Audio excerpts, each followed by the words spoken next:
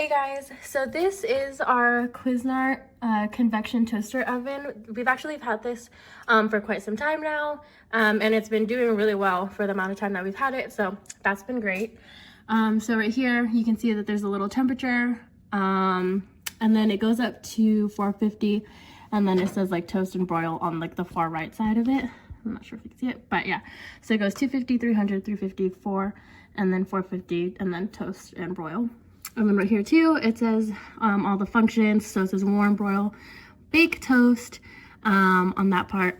And then right here to turn it on, you switch it off to the left. And then right here, I believe if you switch it to like the right, it's like a little timer. But yeah, so this is what it looks like. It's really decent in size too. I'm not sure. I would show you guys, but we need to switch out the foil in there. But yeah, because we just made stuff in there right now.